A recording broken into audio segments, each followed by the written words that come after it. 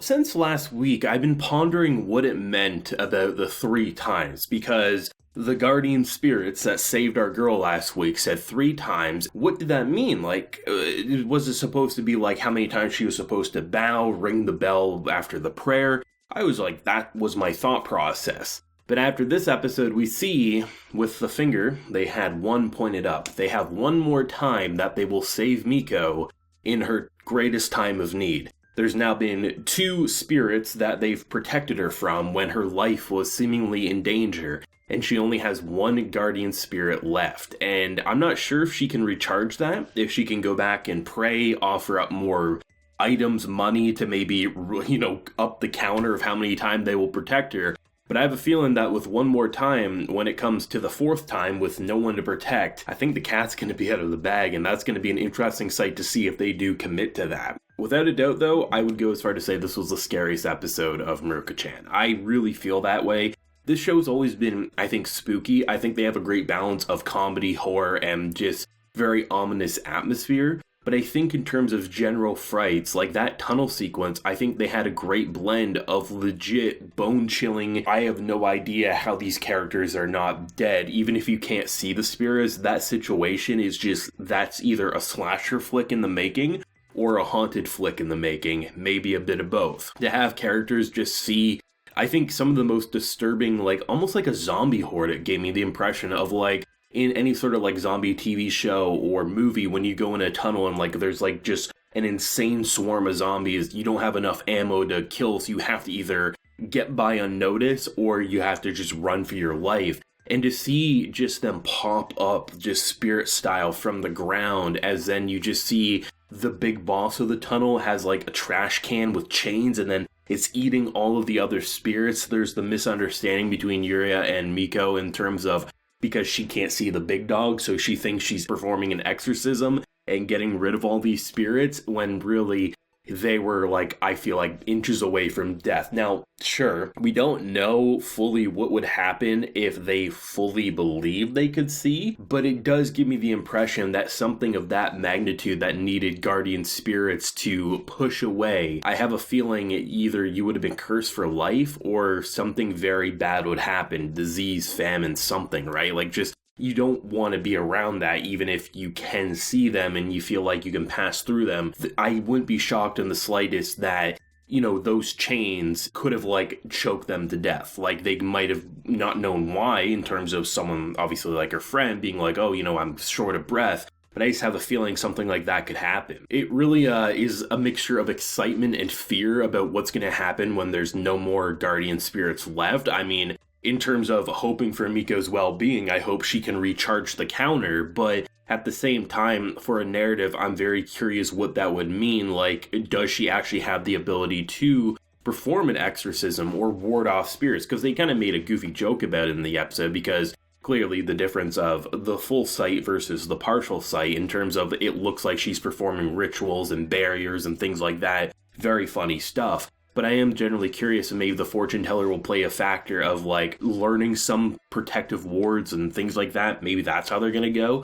But in terms of frights, this episode was probably the most horrifying in my honest opinion. I really, really enjoyed the atmosphere. Anytime you kind of get into a claustrophobic environment where there's not much lights and, a mixture of characters not really knowing the gravity of the situation, you trying to navigate around it, it's pretty damn frightening, and it's kind of scary to think what would have happened had they not gone and prayed the other day, because I feel like there could have been a near-death experience, if not a death experience, and that's pretty damn crazy. But I will say, I'm enjoying the 3's kind of character bonding moments, because we have a girl who thinks she's now a master photographer. I mean, the fact that the photo that she took last week got 666 likes, I mean, the ominous vibes just wrote themselves when they kicked this episode off with that, and the idea that Yuria came in and was basically hyping up her photography skills because she wants Miko to acknowledge her, because she thinks she made a fool of her not only by knocking her out with the choke slam,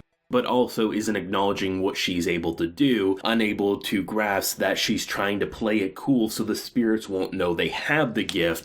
And just to see the build up throughout the episode where, there's so many moments where if you really look at it from Yuria's perspective, you understand how she got to that misunderstanding. she can't see a giant creature, so when things are basically exploding, quite violently I might add, there was one moment where a hand grabbed the head and it crushed it like an apple, and it just exploded with blood. I was like, okay, like I know they've had some graphic things, but maybe it's just because we're in a tunnel and this is happening almost like a machine gun going off rapid fire. But that was just a little too gruesome, it felt like, especially given, how she needs to protect her friend and get this crazy girl who she doesn't quite understand herself, but knows she has the ability to see too. And just to see like the escalation throughout it and just how she's finding constant ways to like push her friend forward so that, Hana will continue to want to take the pictures. And I mean, it's nice though, because it wasn't just like they're keeping it clearly as she wants to get acknowledged by Miko, and she has this unhealthy rivalry, and she's using Hana. By the end of the episode, she changes her wallpaper from the fortune teller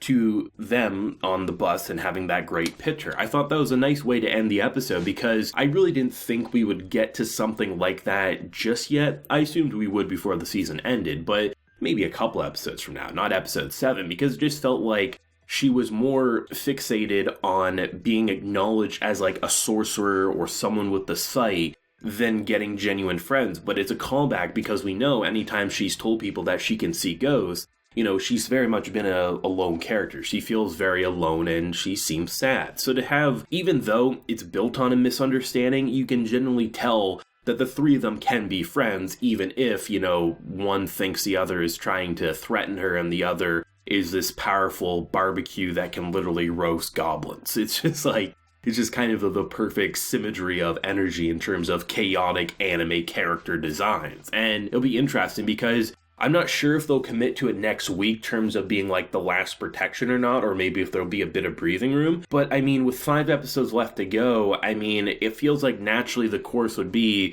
for her to, acknowledge to Yuria, I can see these things, but goddamn, you need to get it through your skull. But she would have to do it in a way where spirits wouldn't know that she can see, because then all sorts of chaos would pile on her. If she can't do that naturally, it's going to explode somehow in the worst way that will cause that type of chaos, and that has me pretty excited and terrified. I just think overall this was probably one of, if not my favorite Mieruko-chan episodes. I just really enjoy what it brought to the table in terms of fright, but also like kind of bringing characters together in ways we probably didn't expect while further fleshing out the lore, especially with those guardian spirits. Just overall an incredible episode. I really think though, I mean, I've seen a mixture of people saying like they think the manga is a little more frightening than the anime, and I've seen quite a few images from the manga just floating around, but I just love the ominous like purple mist that comes off of them. That's kind of what gives it, I think, the really frightening atmosphere for me, because they have these like really grotesque, almost like zombified bodies, but then you add this like mist floating around as normal characters are oblivious to what's happening. I think it really does give a perfect frightening scene, and I truly think it's the scariest visually looking anime I've seen, because generally horror anime just don't do it for me in terms of if they're literally trying to be spooky. This one does it with ease. But let me know your thoughts and feelings, especially with the information we learned in this episode. Where do you think it's going to go from here? Leave a like if you enjoyed and subscribe if you're new around here. So until next time, everyone, please take care and have a good one.